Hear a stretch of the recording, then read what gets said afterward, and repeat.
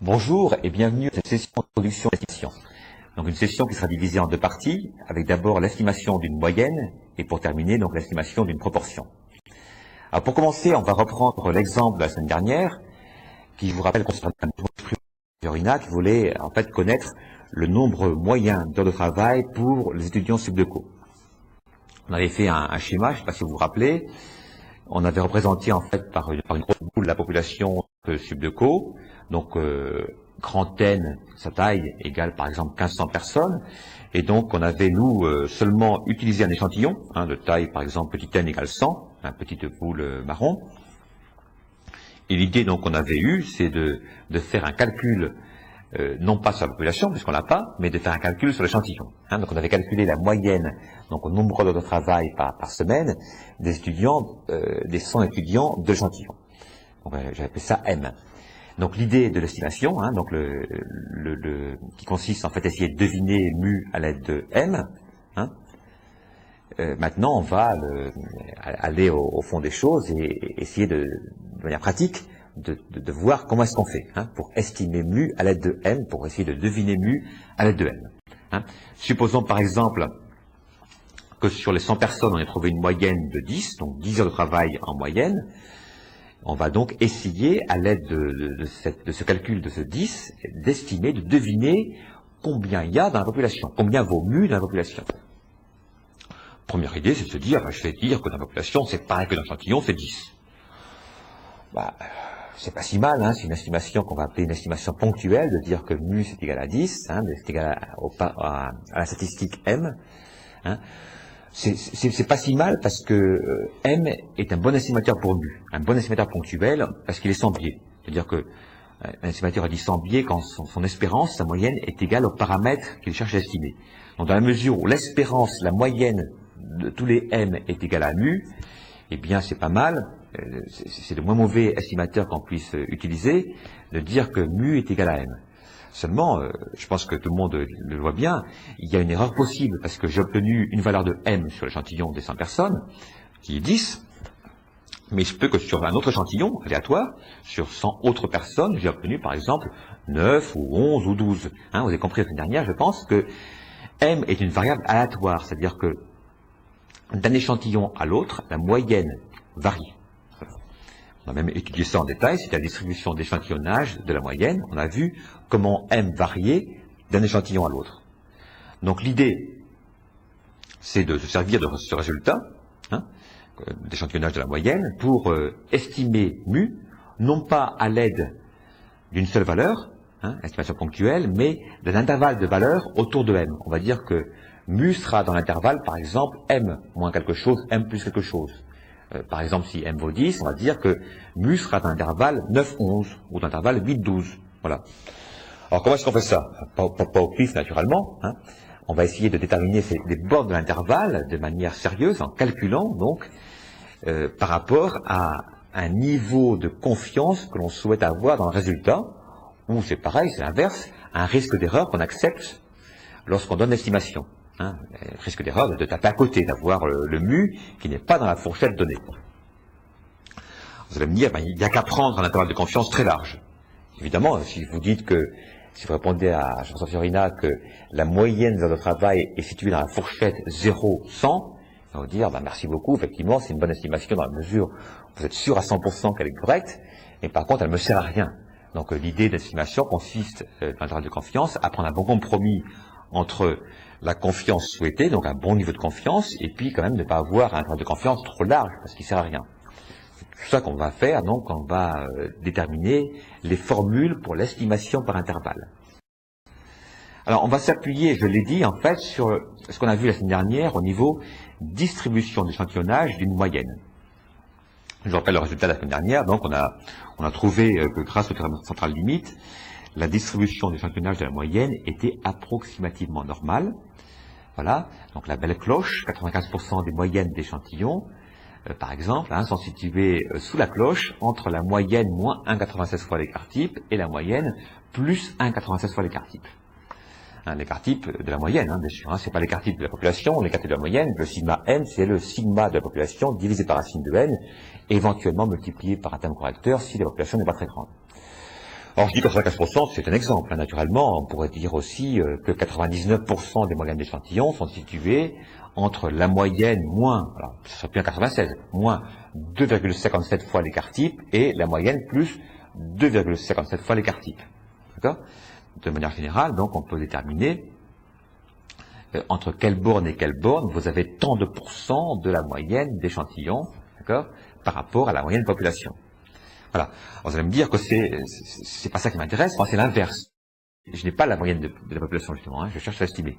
Hein. Moi j'ai un seul M et je veux déterminer en fait le mu à l'aide de M. Hein. Donc mon problème en fait c'est de déterminer quand j'ai un seul M, quand j'ai un seul échantillon, où se trouve mu. Alors on va faire un petit raisonnement très simple, hein, je pense que vous allez suivre sans problème. Regardez.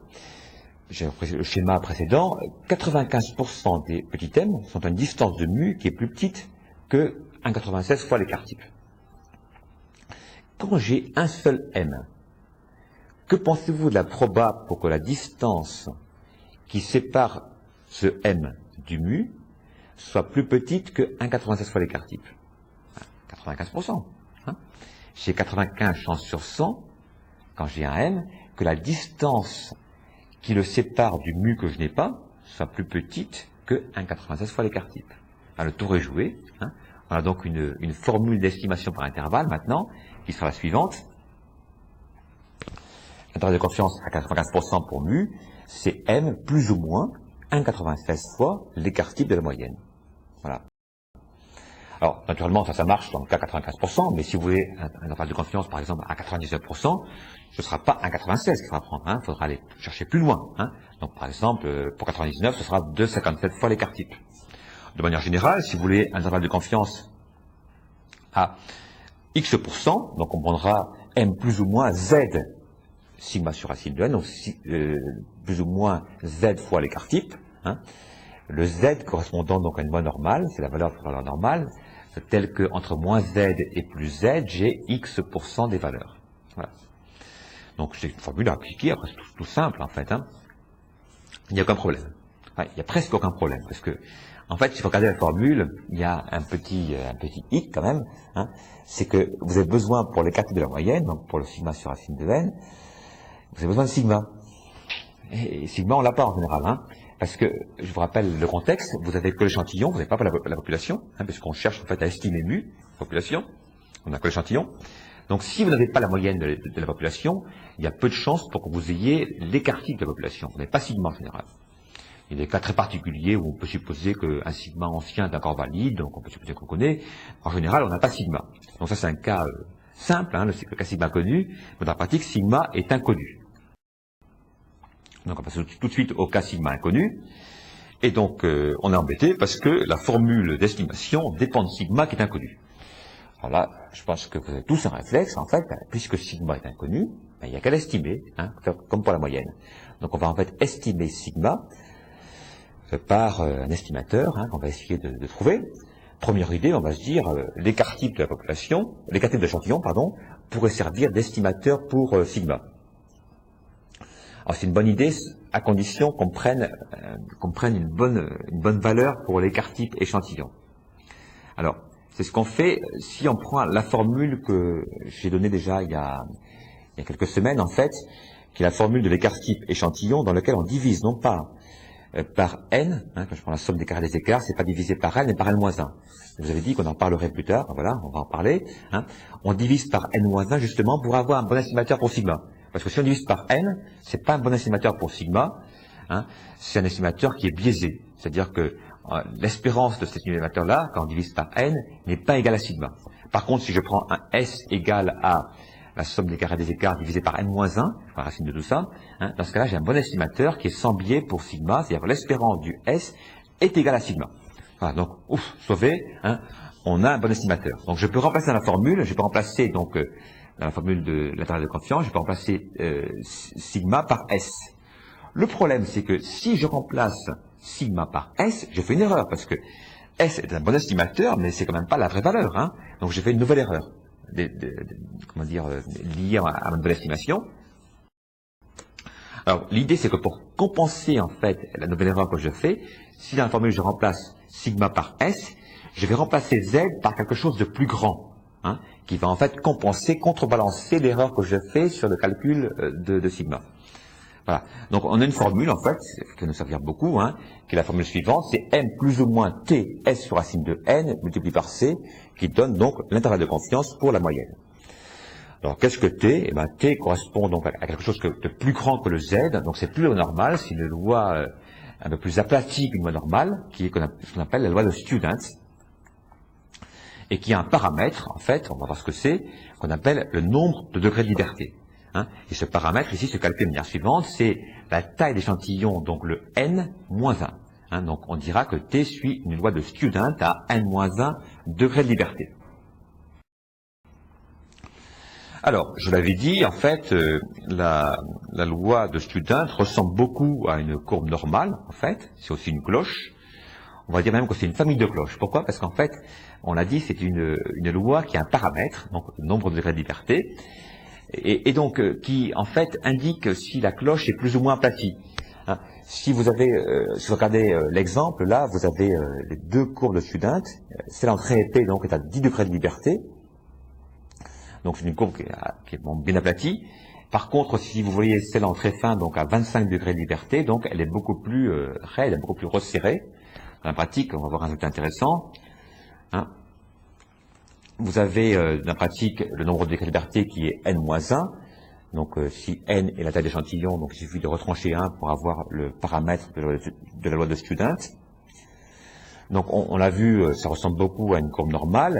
Et même, donc résultat intéressant, si le nombre de degrés de liberté augmente, on a vu que la courbe de Student, en fait, devient de plus en plus resserrée autour de la moyenne, et en fait, elle se rapproche d'une distribution normale. Donc en pratique, en fait, lorsque la taille d'échantillon augmente, en fait, on peut, dans la pratique, remplacer Student, cette loi de Student, par une distribution normale. Voilà. Et on peut remplacer donc dans la formule le t par le z. Dans la pratique, ça se produit, on peut considérer que dès que n, taille d'échantillon, est plus grande que 30, on peut utiliser l'approximation normale. Attention, c'est pas faux de prendre t. De toute façon, le t que l'on prend quand n augmente se rapproche beaucoup du z normal. On verra ça sur des exemples pratiques en TD. Dans la pratique, ce qui est important pour vous, c'est comment s'en servir de la loi de Student. C'est comme pour la loi normale, ce qui compte, c'est pas la théorie, c'est la pratique. Comment est-ce qu'on fait pour se servir de cette loi de Student? Alors, ça ressemble beaucoup à la loi normale, en fait. Hein, vous avez, en fait, tout simplement à connaître naturellement le niveau de confiance souhaité, donc la proba, et puis donc vous avez le t correspondant si vous prenez une lecture inverse. Hein. Si par contre vous voulez avoir donc la valeur de la proba à l'aide d'une valeur de t, c'est une lecture directe de la loi qu'il faut utiliser. Donc ici vous avez un petit schéma assez simple à comprendre. Donc entre les bornes moins t plus t, c'est le niveau de confiance, le 1 moins alpha. Et donc vous avez à l'extérieur alpha, qui se divise en deux parties, puisque la loi de Student est symétrique comme une loi normale. Donc vous avez alpha sur 2 de chaque côté. Donc revenons donc aux fonctions Excel, ce qui vous intéresse. Hein. Vous avez un exemple ici dans lequel je cherche la probabilité d'avoir une proba correspondant à une loi de Student qui soit plus grande que 1. Plus grande que 1. Hein. Donc dans la pratique, il faut utiliser la fonction loi de Student avec comme premier argument 1. Attention, la loi de Student ne fonctionne pas comme la loi normale qui vous donne la fonction de répartition, c'est-à-dire la probabilité d'être inférieure ou égale à la valeur. Là, c'est la proba d'être supérieure ou égale. Donc c'est inversé par rapport à la loi normale. Hein, c'est effectivement pas très commode d'avoir la différence. Mais bon, je suis pour rien. Excel est bâti comme ça. Hein, on verra de toute façon beaucoup d'exemples en TD, et donc ça va vous rendre tout à fait à l'aise par rapport à l'usage de la loi. Donc deuxième argument que je rentre à la loi de Student, c'est 20. Donc nombre de degrés de liberté. Là, vous avez un exemple de lecture inverse. Donc, comment faire pour trouver le t correspondant à 95% des valeurs entre moins t et plus t, et donc 5% à l'extérieur. Il suffit de rentrer la formule, la fonction suivante sur Excel. Donc, loi de Student inverse. Premier argument 0,05. C'est-à-dire qu'il n'y a pas à diviser par 2, hein, puisqu'il considère là que la lecture est bilatérale. Deuxième argument que vous rentrez, donc c'est 20, parce qu'il y a 20 degrés de liberté, d'accord? Et donc on trouve une valeur qui est 2,086. Dans ce cas-là, on trouve une valeur qui est plus grande que le 1,96 qu'on aurait trouvé avec une loi normale, ce qui est logique, puisque je vous rappelle, la cloche de student est plus plate que la cloche normale. Donc pour avoir 95% des valeurs à l'intérieur, il faut aller chercher plus loin sur les côtés, d'accord, qu'avec la loi normale. Donc entre moins 1,96 et plus 1,96 pour la normale, j'ai 95% des valeurs. Pour avoir 95% des valeurs avec une loi de student à 20 degrés de liberté, donc il faut que j'aille chercher maintenant à 2,08 de chaque côté. Voilà. Vous verrez, tout ça va se faciliter bien sûr par la pratique. Donc un exemple d'estimation d'une moyenne, que vous pouvez essayer de refaire également sur Excel, sur une feuille, sur une fenêtre à côté. Donc supposons que dans mon cas particulier de l'estimation de la moyenne des heures de travail, j'ai une population de taille 1500, donc grand N égale 1500, un échantillon de taille 100, une moyenne d'échantillon de 10, un écart type de 5. Voilà. Dans ce cas-là, donc comme l'écart type de la population est inconnu, donc on va utiliser la formule d'estimation avec T, pour mu, M plus ou moins T multiplié par S sur racine de N multiplié par C. Donc on va faire l'application numérique maintenant. Donc si on calcule pour le terme de confiance à 95% pour mu, on va déterminer le nombre de degrés de liberté qui vaut 99, pas pour 99 parce que vous avez taille d'échantillon 100 moins 1, 99.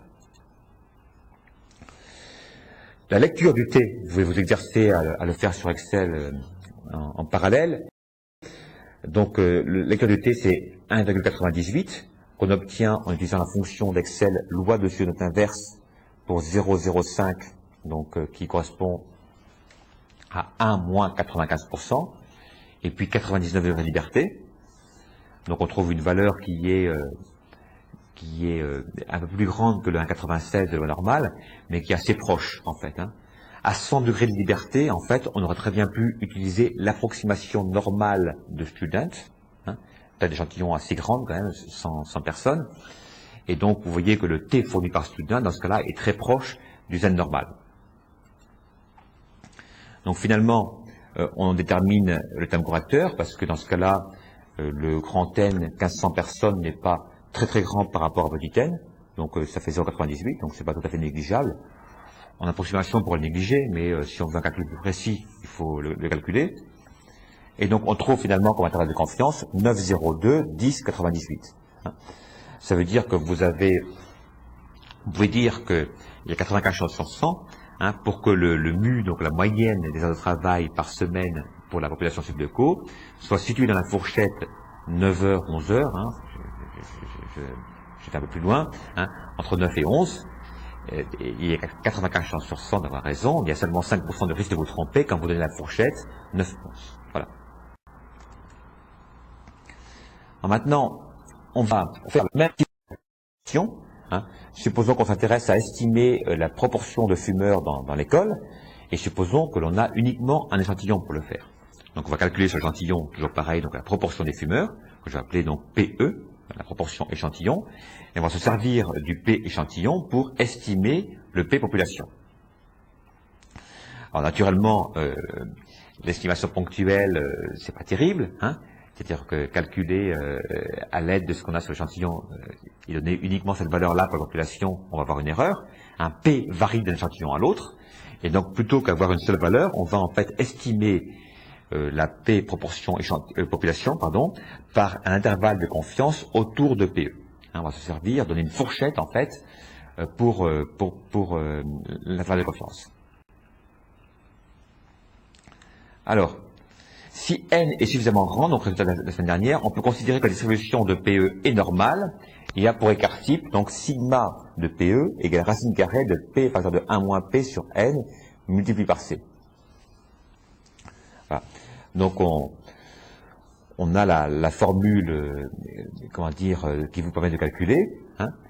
On va pouvoir donc renverser la formule maintenant et trouver donc l'estimation de P à l'aide d'un PE.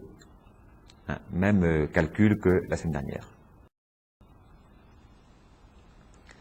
Donc pour estimer une proportion, on va donner l'intervalle de confiance suivant, proportion d'un échantillon, PE, plus ou moins Z, multiplié par l'écart type de la proportion, dont la vraie valeur c'est racine carrée de P facteur de 1 moins P sur N, mais que l'on va estimer par racine carrée de PE facteur de 1 moins PE sur N.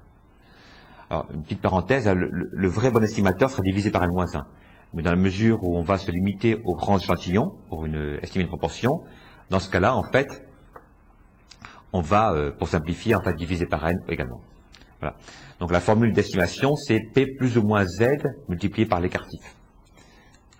On va tout de suite faire une application numérique pour terminer. Un exemple. Hein. Supposons que j'ai calculé sur l'échantillon des 100 personnes subdeco. On va tout de suite faire une application numérique pour terminer. Un exemple. Hein. Supposons que j'ai calculé sur l'échantillon des 100 personnes subdeco une proportion de fumeurs de 28%. Donc PE égale 0,28. Donc dans ce cas-là, on va utiliser la formule donc P plus ou moins Z multiplié par l'écart type qui est racine carrée de PE facteur de 1 moins PE sur N. Et dans ce cas-là, donc on peut trouver un intervalle de confiance à 95% pour la proportion de fumeurs. Hein, application numérique. Z vaut 1,96. Thème correcteur on calcule également. Et on trouve donc l'intervalle de confiance qui est 0,193, 0,367. Donc petite remarque, en fait, l'intervalle de confiance est ici très large. Hein, c'est-à-dire que le résultat que vous avez, c'est que le pourcentage de fumeurs à l'école est compris entre 19% et 37%. Donc ça vous fait en fait un résultat qui n'est pas très bon, hein, un fourchette très large. En fait, ça c'est dû à la taille d'échantillon, qui est pas très petite, hein, n égale 100, mais qui par contre est un peu trop petite pour estimer correctement une proportion. Hein. Pour estimer une proportion de manière correcte, on verra ça sur différents exemples, en fait, il faut vraiment avoir un échantillon important. Hein. Sinon, le résultat qu'on obtient est assez imprécis. Hein. 19%, 37%, c'est pas terrible. Donc en TD, on va faire différents exemples pour estimer des moyennes et des proportions, de manière à ce qu'on soit tout à fait familier sur les calculs à faire et sur l'interprétation, naturellement très important, de ces fourchettes. Voilà, donc merci pour votre attention et donc à très bientôt en TD pour de la pratique. Au revoir.